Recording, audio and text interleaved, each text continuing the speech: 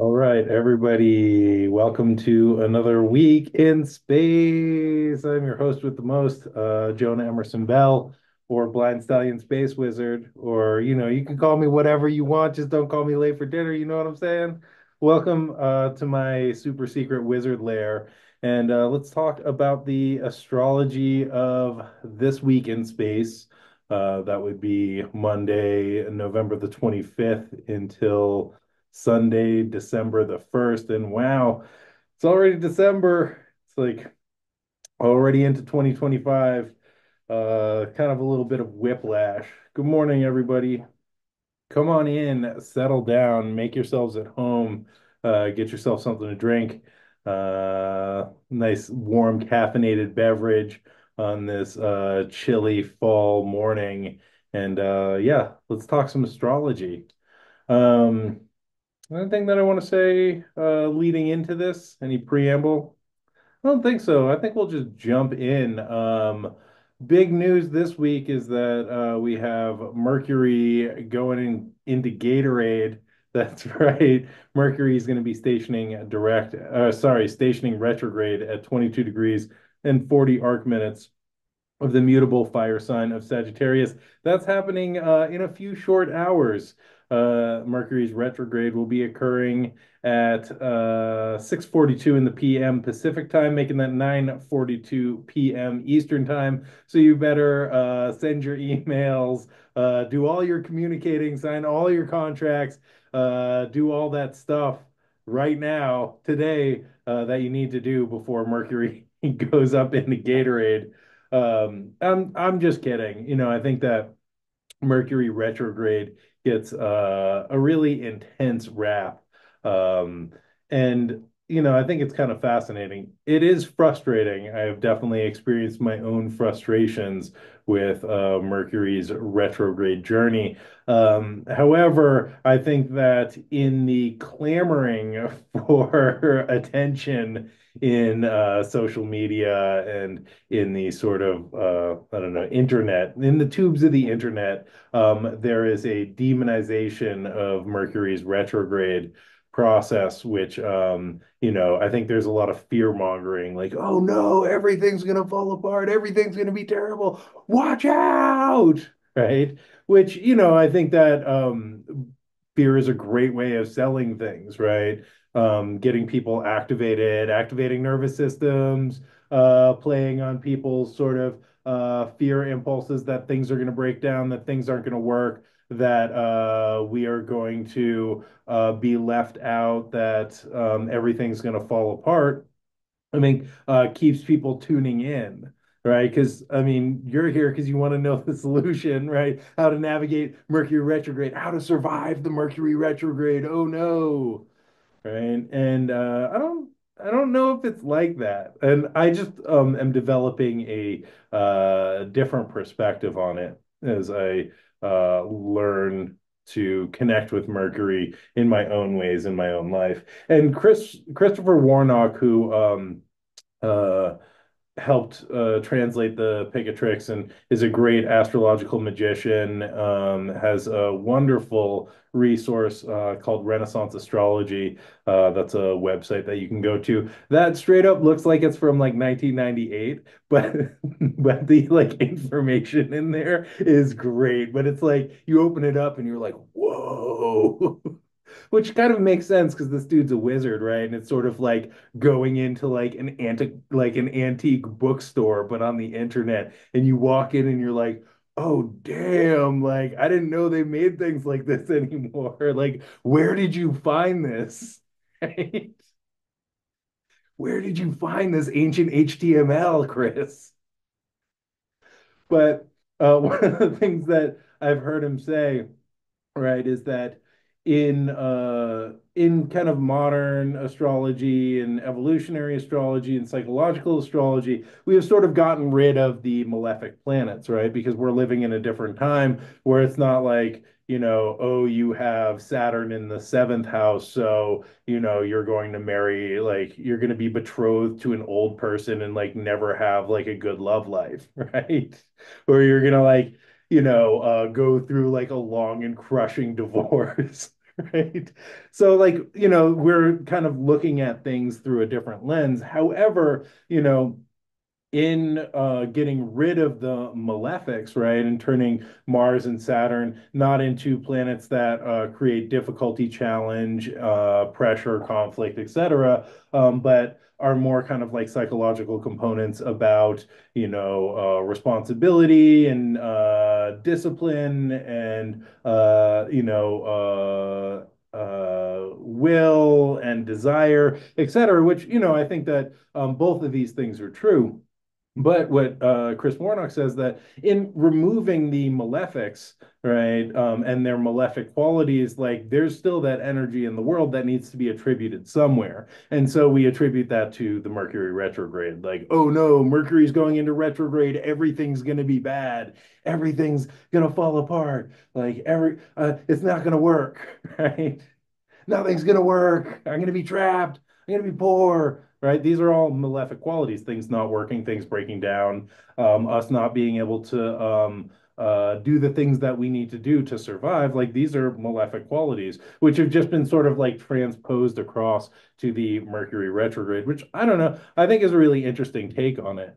Um, Regardless, we are left with this time, right? Mercury's retrograde motion. And basically what happens, Mercury is not actually like moving backwards in space, but from our perspective on Earth, as we are passing by Mercury, it looks like they move backwards. And all of the planets have this retrograde motion, which is why they are called the wandering stars, because they are sort of chaotic. They move back and forth, whereas the fixed stars stay put. They just, are there, right? The planets or wandering stars are moving back and forth. And this is a trick of the eye. It's like if you've ever been on a train and you're being passed by another train, it sort of like looks like they stop and then go backwards, even as, you are passing them or they are passing you. You know what I'm saying? It's just from our perception in our locality where we are looking at these planets, it looks like they're moving backwards. Mercury moves very quickly. Thus, we get a retrograde period about every, I don't know, about 3 times a year. And the retrogrades will shift from elements. Right now, we are in a period of fire sign retrogrades, moving from earth sign, which was 2022 into 2023. And then 23 and 24 are fire sign retrogrades. And then it's going to begin moving into water sign retrogrades. And so, like, the sort of flavor or the theme of the Mercury retrograde is dictated by the signs that they are retrograde in, and on sort of a larger viewpoint, in the elements of those signs, whether it is earth signs where we are rethinking practical matters, whether it is fire signs where we are rethinking sort of our passions and our desires and what we are using to fuel our fire, or water sign retrogrades, which is more emotional, rethinking our emotional connections and the ways that our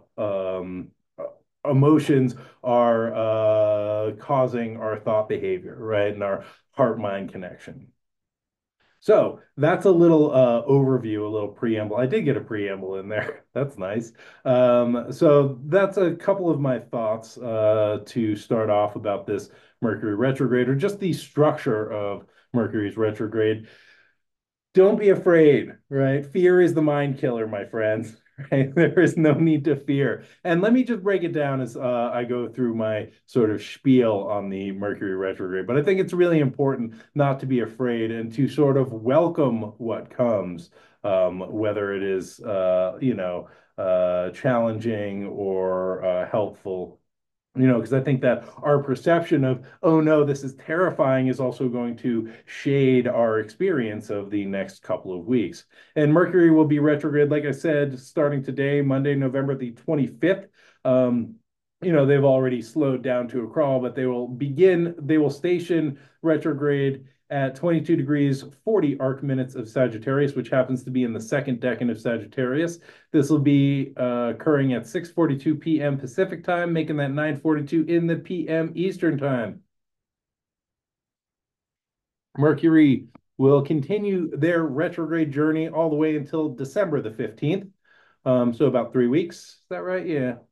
When they will station direct at 6 degrees and 23 arc minutes of Sagittarius. So if you have any planets or points between 22 degrees and 6 degrees of the mutable signs, this retrograde is for you. Okay. So Mercury will also be making their inferior conjunction, or the cazimi, to the Sun on December the 5th. And I believe this will be happening in the second decan of Sagittarius as well. I just wrote a piece for the Astrological Co-op, or the Astrology Co-op, about the second decan of Sagittarius. So that should be out in a couple weeks. You can check that out. It's got some good thoughts on that decan. And I think for the cazimi, or inferior conjunction, which is when Mercury conjuncts the Sun, the retrograde conjunction is inferior because they are moving between us and the Sun. The superior is their direct conjunction, where they're moving where the Sun is between us and Mercury. But the cazimi moment is pretty big because that is a new seeding moment, and I think that is like a key moment in the retrograde process. Anyway, I'll talk more about that as December the 5th approaches. So, Mercury, breaking things down, analyzing. It is our rational mind, has a lot to do with curiosity. It's about taking things apart, figuring out their component pieces, and putting them back together again, right? And it is sort of this ongoing act of interpretation. What is this? What is that? What's going on here? Ooh, let me look at this. Oh, I wonder what this is. Where's this made from? Hmm. Okay, that's pretty tasty. Let me communicate that, right? Let me communicate my interpretation. Let me tell you what I found out, right? And so when they go into retrograde, they appear to be moving backwards. So they are going back over these degrees, in this case, from 22 Sagittarius to 6 Sagittarius, right? And so we are rethinking, redoing, reconsidering, right? All of these communicative and mental processes, right? And so during this process, we are forced to slow down and rethink if this thing is real, right? Or like, do I want to say this? Do I want to buy this? Right? Is this important to me? Right? Because when we're moving through life and we're just moving direct, right? At this clip, oh, I'm going over here, oh, I'm going over there, oh, I'm going over there, right? We're not really forced to slow down and be like, why am I doing what I'm doing? Right? Do I even like this? Is this important? Right? In the firesides, it's like, does this feed me? Does this feed me energy? Does this fuel my fire? What is that like internal fire that is burning within me? Right? And how are like my thoughts, actions, communications, daily interactions? How are these sort of fueling this fire, right? This passion, this desire, this sense of authentic self, right?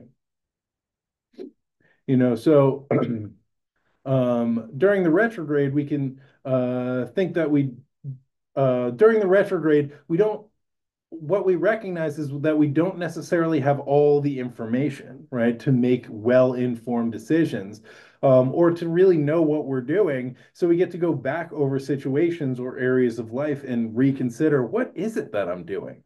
Right? Or we get to think things over until we are more sure about what we are getting or saying or buying or doing, right? Or as sure as we can be.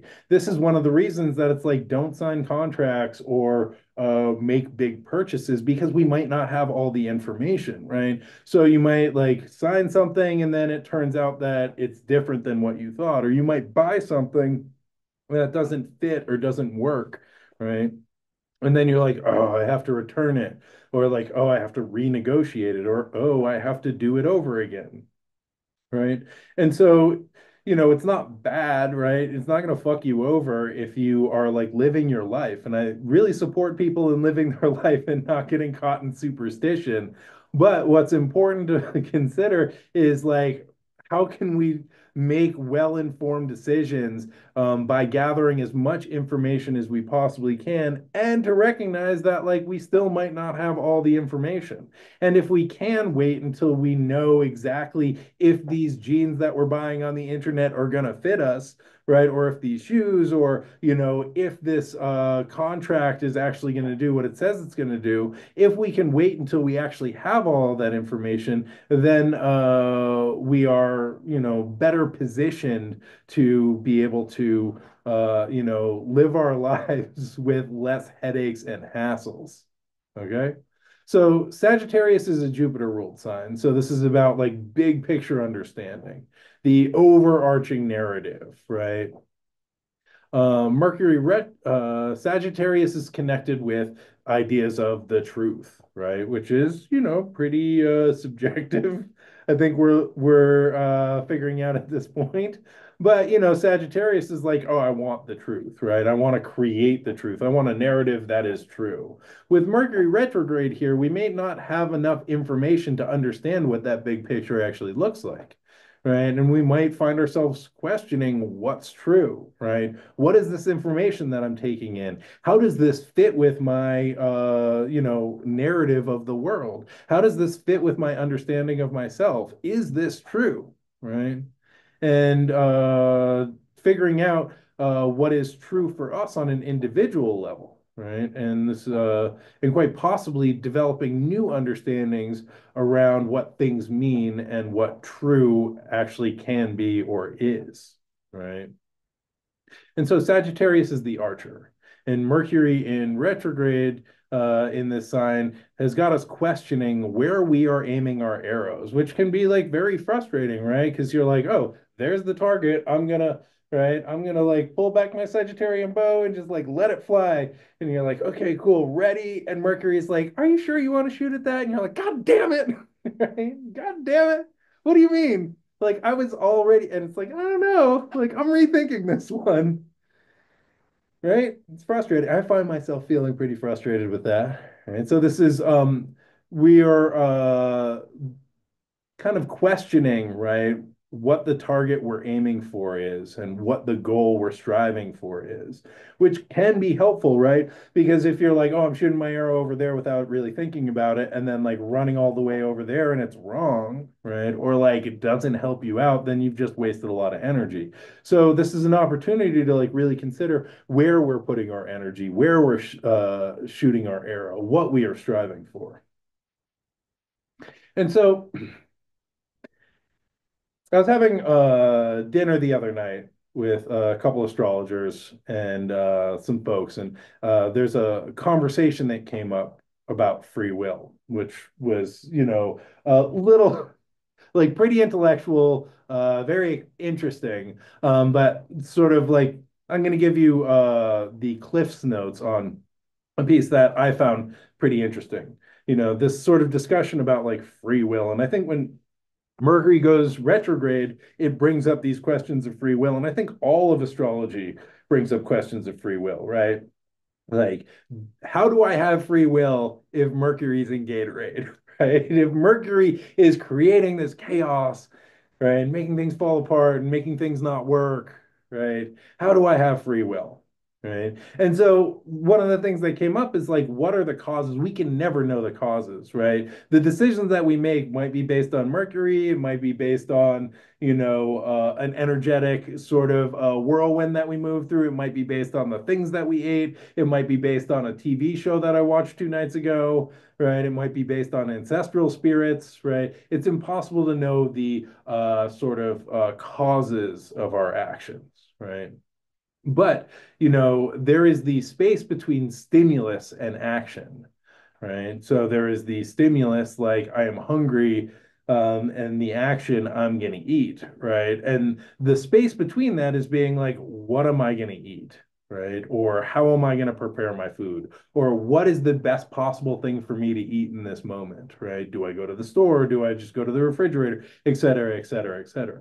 And, I think what sort of came up during this conversation is like the ways in which we are able to slow down that stimulus and reaction, right? The stimulus response, right? And create a little bit of space to have choice in there, that becomes free will instead of just being activated and reacting to whatever the stimulus is, whatever stimulus pulls us in whatever direction, being able to like really slow that down and being like, what is right for me?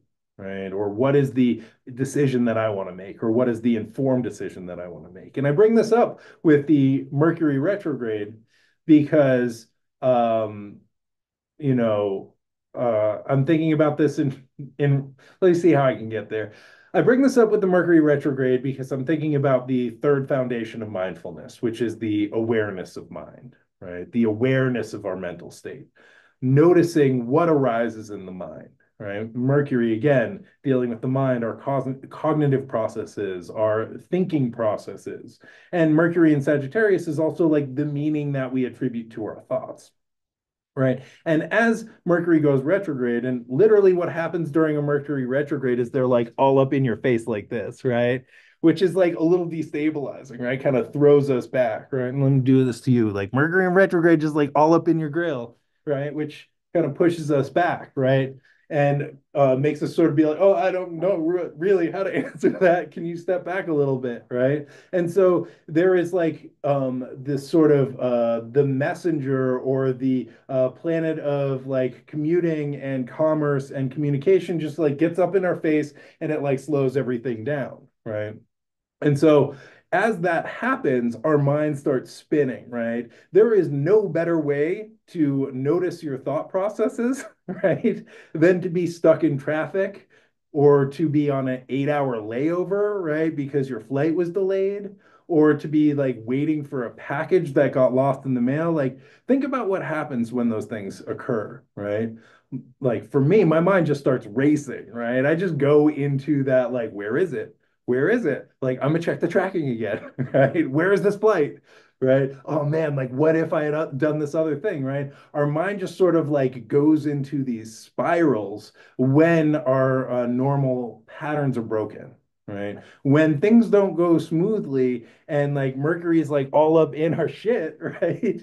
Like, and things break down, then we start going into these mental spirals. And oh my God, what better way to practice the third foundation of mindfulness and to just notice your mental state than when your mind is like spiraling out, when Mercury is like screwing up our habituated patterns or the ways that we think things should work. Because nothing makes the gods laugh harder than our best laid plans. I don't know if you've heard that, but I have found that to be true. Right. And so, um, with Mercury retrograde, this gives us the opportunity, like such a beautiful opportunity to notice, okay, this is where my thoughts are going. Like, oh, something got fucked up, right? And what's happening in my thinking, right? And how do I just notice, right?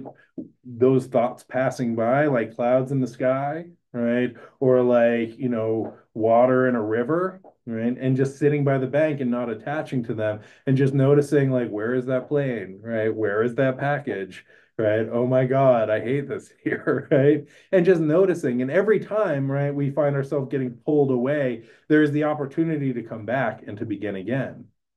And every time we come back and begin again, right, and come back into that state of mindfulness, right, come back into that awareness of mind, it kind of gives us a little bit more space. It strengthens that awareness muscle to give us more space um, in terms of how we respond to stimulus and how we react to the world around us, right? So instead of just being in this habitual like stimulus and reaction, we were like, okay, what's actually happening here, right? Let me like come back into connection with myself and come into awareness of what's happening and the stories that I'm telling about what's happening, and just notice like what is right for me in this moment.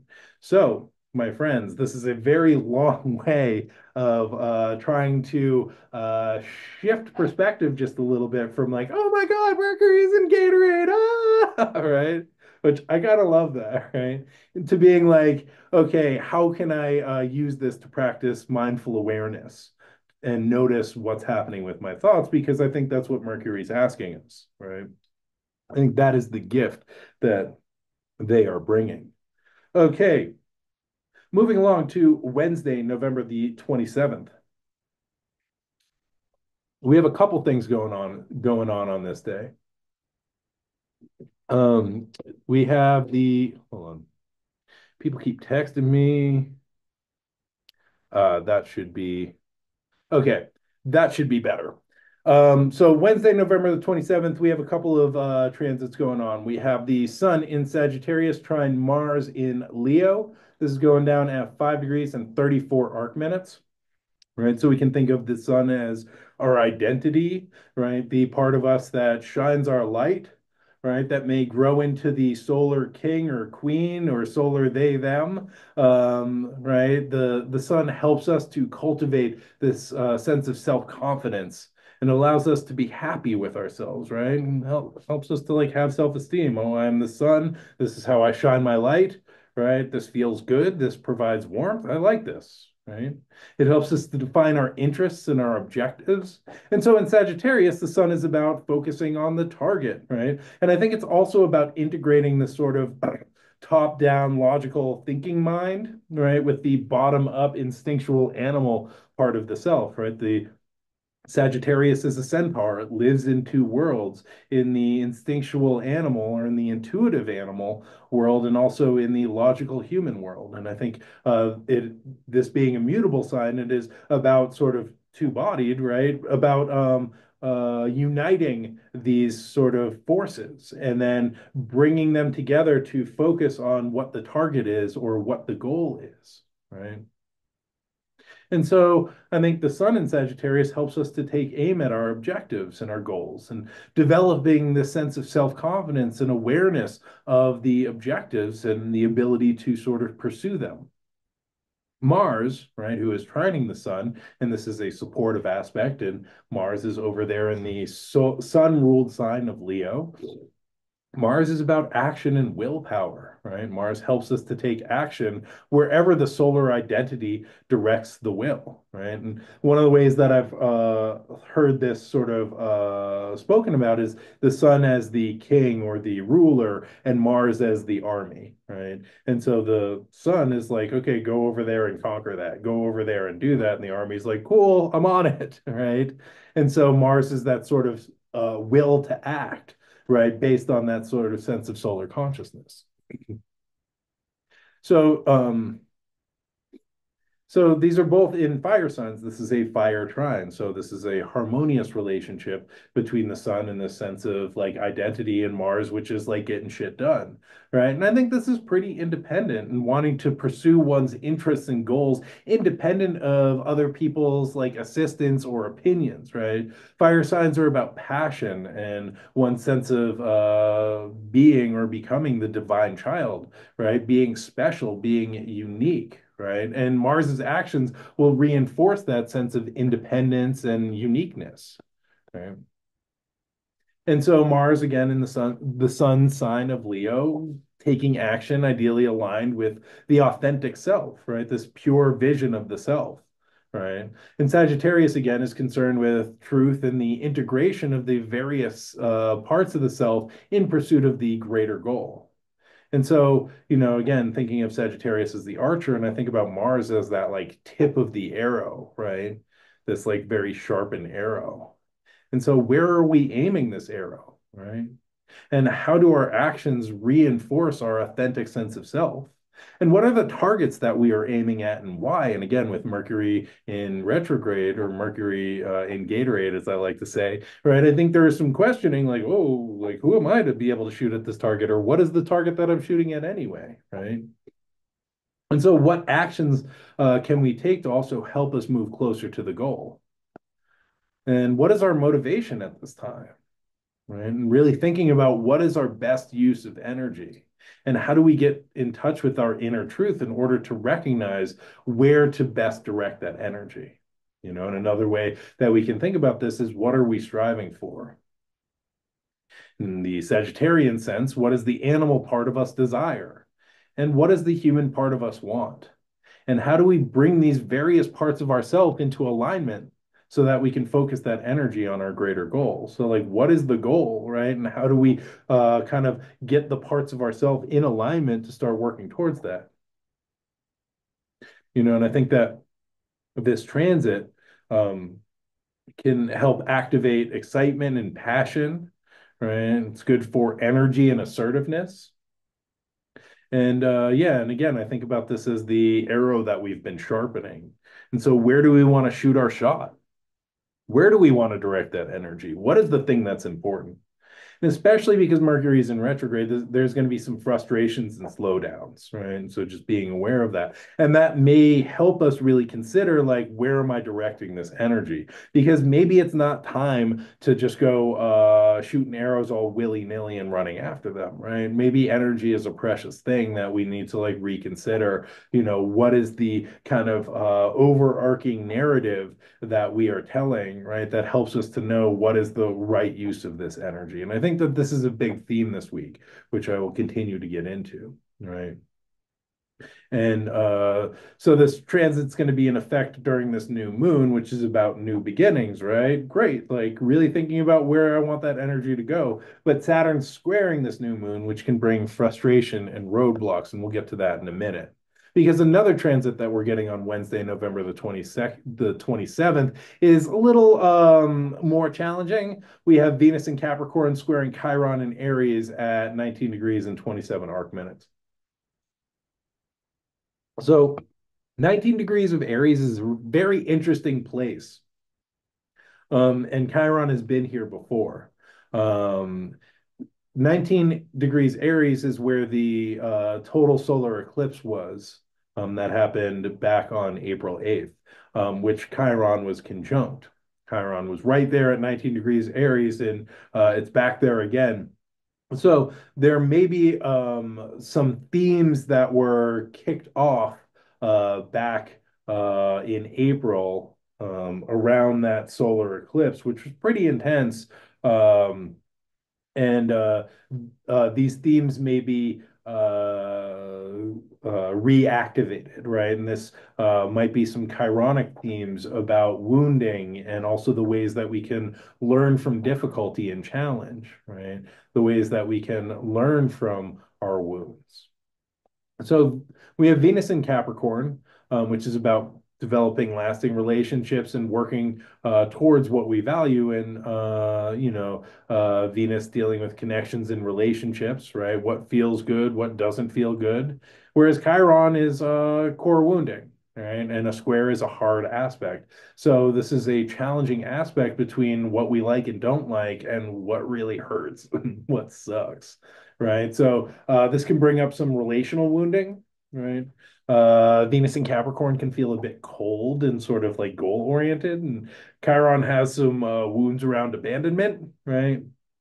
So yeah, this can bring up some self-esteem issues, right? Feelings of self-worth. Venus in Capricorn values achievement, right? Getting stuff done. And so, with this hard aspect to this place that has like some core wounds, Chiron, this can make us feel like we're not doing enough, that we aren't good enough, right? Also, this is going to be happening right before Thanksgiving, and I don't know how other people feel around their family, and I'm not seeing my family this year, but like being at family gatherings when everybody's like, "Oh, so what do you do?" Right? There's no better way to feel like shit than when you're like, "I don't know, I'm an out of work astrologer." Like, what do you do? Oh, you're an investment banker and you just bought your third house, right? It's like, pew, right? Real good way to feel like shit, right? Being around family. They're like, uh-huh. You know what I'm talking about. I bet you know what I'm talking about, right? So, I mean, I don't know, just something to keep in mind when you start to feel activated, right? That can be some of that core Chiron wound coming up, activated by like, the relational system in the family, making us feel like we're not good enough, right? And speaking of the relational system of the family, many of us were raised in systems where love was transactional. And in order to belong, we had to behave in certain ways, right? And for children, this becomes really important because without their caregiver, they will literally die. So children learn to behave in ways that will get and hold their caregiver's attention in order to survive, right? This is the uh, right?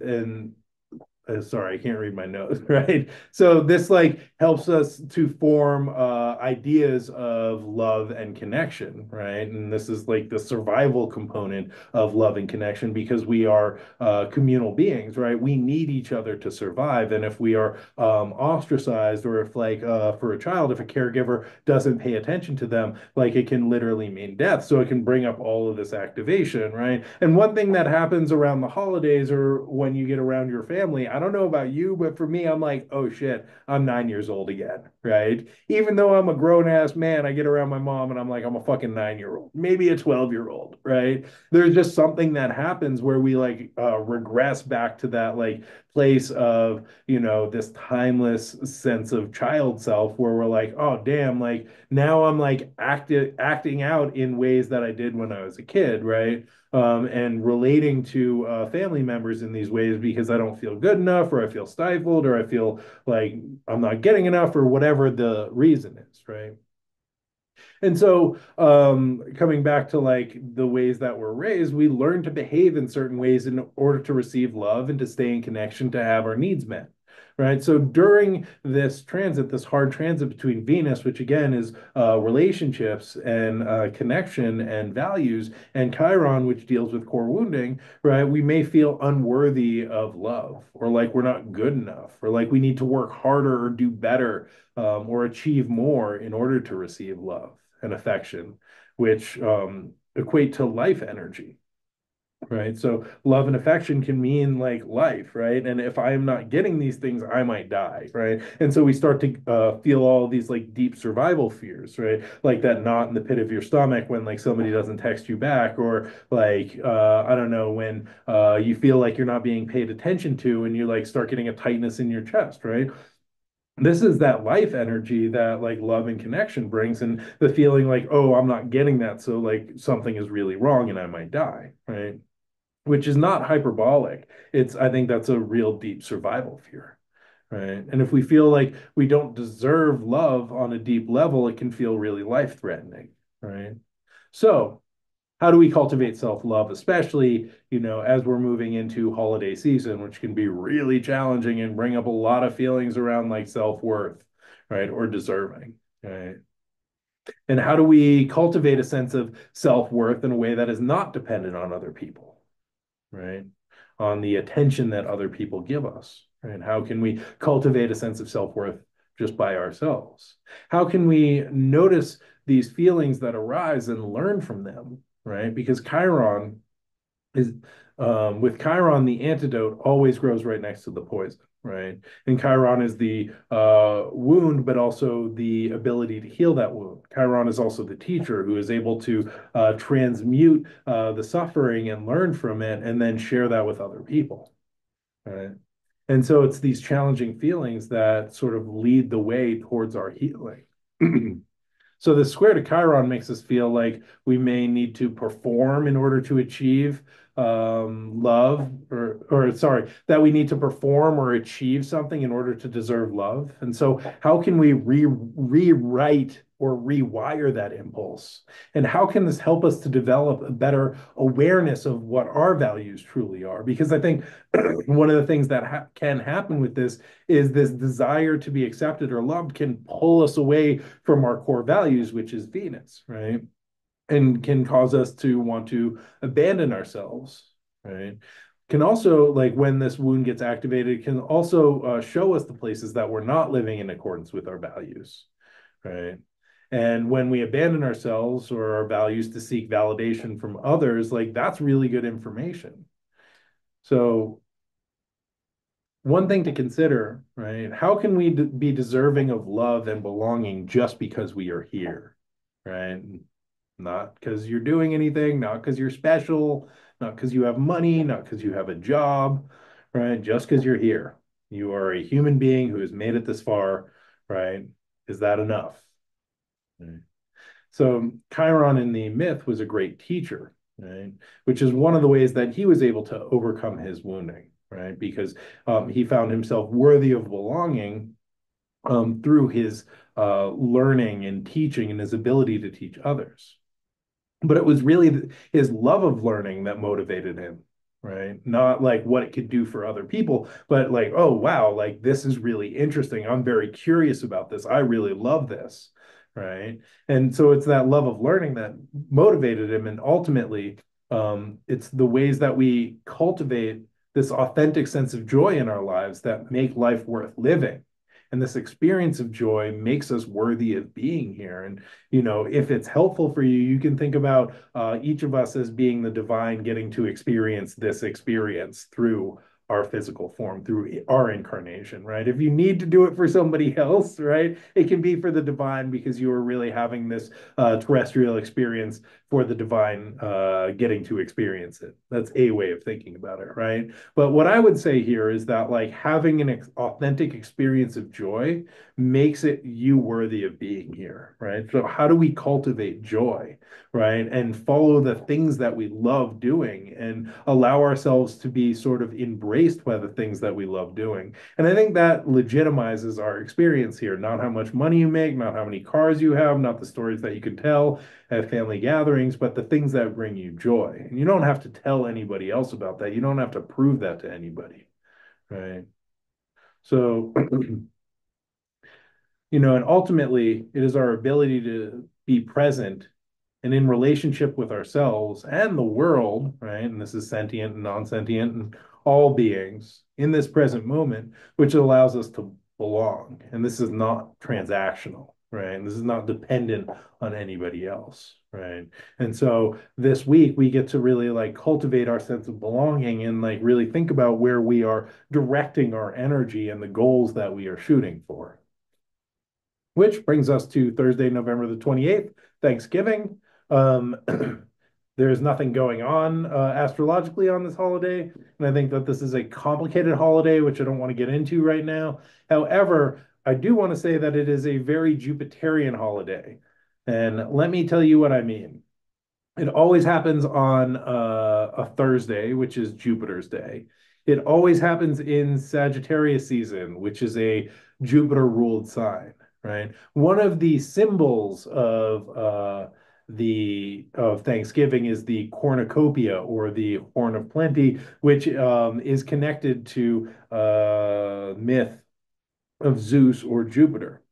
And so after Zeus was born and Kronos is going through his bad dad phase of devouring all of his children, Rhea hid Zeus. Rhea is Zeus's mother. Rhea hid Zeus on Mount Ida on the Isle of Crete, and where he was cared for and nursed by a goat named Amalthea. And Malthea might have been a nymph, but also might have been a goat, might have been a goat nymph. I don't know. There's a little confusion. Either way, Zeus was suckled by a goat and raised by this goat on this island mountain. And so one day, Zeus grabs hold of Amalthea's horn and accidentally snaps it off because he's a god and has super strength. Right. And so this horn was later imbued with magical properties providing it with whatever the owner wished for. And the horn was then known as the Horn of Plenty or the cornucopia. Bada bing, bada boom. Thanksgiving is a Jupiter day. Prove me wrong. Okay. That brings us to the last event that we will be experiencing this week. Saturday, November the 30th, we are getting a Sagittarius new moon at 9 degrees and 33 arc minutes of Sagittarius. This new moon occurs at 10:21 in the PM Pacific time, making that 1:21 a.m. Eastern time on December the 1st. So a new moon, we have the sun and moon conjunct in the same sign. Right? And so this one is occurring in Sagittarius, which is a mutable sign. So we are talking mutable energy, right? This is mutable energy is about endings and changing, right? Ending what was coming before and getting ready to shift into what's coming next, right? So this is not necessarily about starting new things. I think it's about like preparing to start new things, right? I think it's about untangling the past and sort of getting us ready to start new things, right? And so this is like possibilities and things being stirred around, right? And again, Sagittarius is about focusing on the target, right? And aiming the arrow, but the target might not be clear right now, right? Saturn, which concretizes things and brings them down to Earth, is also in a mutable Jupiter ruled sign, right? And may not really have the ability to focus on the target, right? Mercury just opposed Jupiter, will oppose Jupiter again. Mercury's turning retrograde, also adding to confusion, right? The new moon is trine Mars and Leo, which we talked about, and the North Node in Aries, right? So this is a fire trine, brings some drive and like a readiness for action into the equation, but still not quite sure what the direction to aim in or what the actual goal is. The North Node may be pulling us forward, but we don't really know where we're going yet. Mars and Leo really wants us to act from this authentic place, but it's also preparing to turn retrograde on December 6th, when they will slide back into the emo waters of Cancer, right? And, I think that like this new moon in Sagittarius is like looking for truth, right? And planting the seeds or like shooting the arrow that will then lead to the next action. But Jupiter's retrograde in detriment, Mercury in Sagittarius, also retrograde, being squared by Saturn in Pisces. Like it's going to be very difficult to know where to aim or where to shoot right now, right? So there's like all of these factors that are making things pretty confusing. Also, this new moon is malefically enclosed. This means that the sun and the moon, who are conjunct at, what did I say, 6 degrees, sorry, 9 degrees of Sagittarius, um, where I put my notes. Okay, the sun and the moon, who are conjunct at 9 degrees Sagittarius, are in between a trine from Mars at 5 degrees of Leo and a square from Saturn on the other side at 12 degrees of Pisces. So we have the sun and the moon in the middle, and a Saturn aspect and a Mars aspect, right? And those are the two closest aspects. And so on either side of this lunation, right? And both of these aspects are from malefic planets, Saturn and Mars, making this new moon malefically enclosed. So what is this new moon, right? So what does this all mean? The new moon is a seeding period, right? And the moon is seeded with some challenging energy. On one hand, we have this trine from Mars, which is helpful, and trine is a helpful and supportive aspect, right? And Mars is like, go energy. So this is saying like, go, do, right? Shoot the arrow, like whatever, just go for it, action, right? But Mars is also malefic, and in all of that like exuberance and energy, it brings confrontations, it brings struggle. Things feel like a battle, and everything becomes a fight. Right? That's like Mars energy.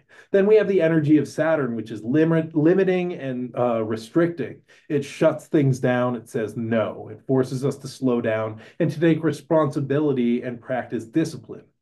Mars is like the gas pedal, Saturn is like the brake.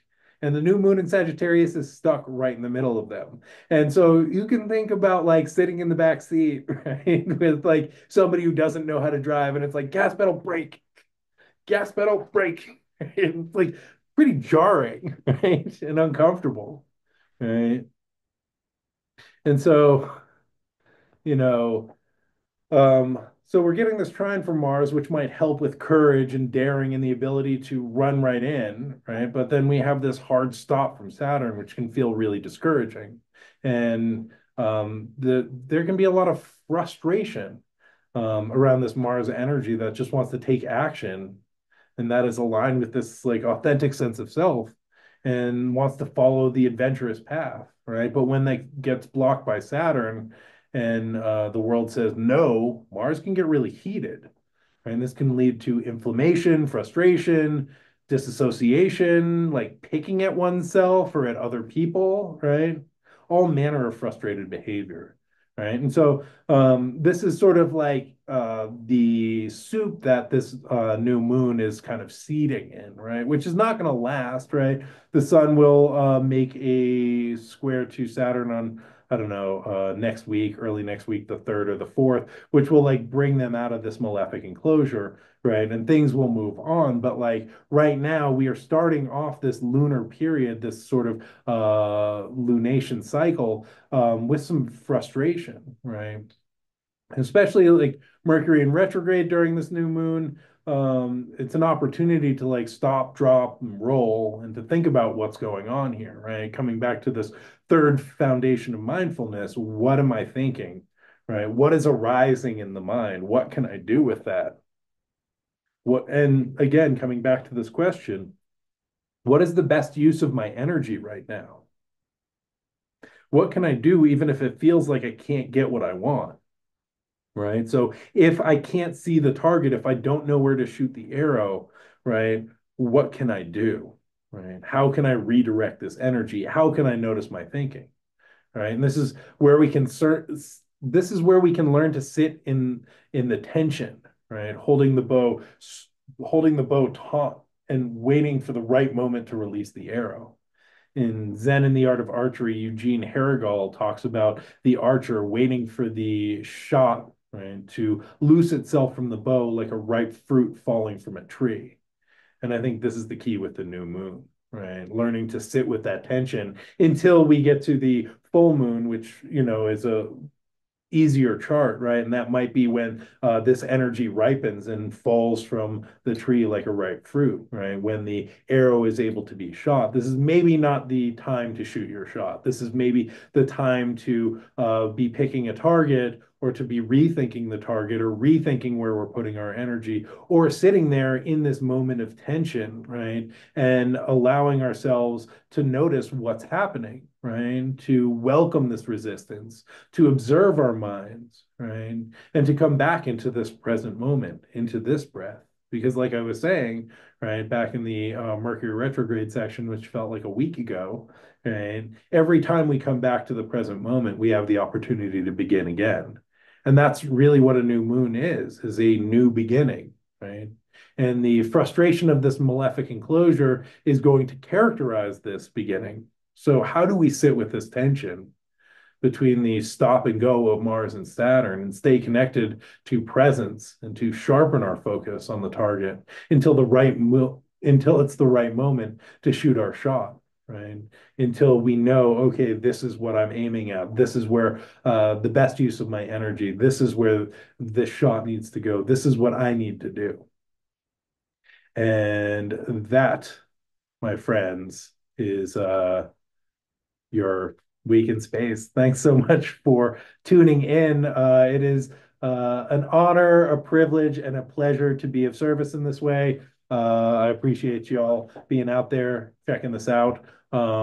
If you miss it on the Instagram, or it's really annoying to just like hold your phone with Instagram open, I put these all up on YouTube. You can find me at Camp Wizard Camp. I guess like and subscribe or do what people do over there and like this one and share it with your friends. I don't know. Help me out. I don't know what that means. I like literally don't know what any of us are doing anymore. But I just show up because I love astrology and I like getting to talk about it. And this is a great practice for me to like sort of think these things through. If you are interested in getting your weekly astro weather forecast in a much more musical way, you're in luck because I put something akin to this out as a radio show about every week. Anyway, I just finished mine last night. I released it to my patrons first with the much coveted track list. You can find that all at the $3 tier on my Patreon, Camp Wizard Camp. But I also release it to the general public about a day or two later. So when I'm done with this, as I'm uploading everything, I will put it up on my stories on Instagram, and I'll put a link to it on the YouTube show notes so you can rock out to This Week in Space and get a different, more embodied feel. Other than that, I'm going to be doing a deep dive into 2025 with the excellent astrological team of Sam Reynolds, Lindsay Turner, and Michael Bartlett. This will, I guess it's going to be a Zoom event because we had to switch things up. This will be occurring on January the 4th. So just about the time you are recovering from your holiday hangovers, your New Year's hangover, you can find out everything to look forward to in 2025. Again, there's a link in my bio on Instagram. I'll put a link on the show notes in the on the YouTube. And yeah, that is all the astro weather that is fit to print, my friends. Thanks so much for tuning in. I will see you next week. Same wizard time, same wizard channel. And until then, be well, my friends. And yeah, I hope you all have a great week in space. Take care now. Bye.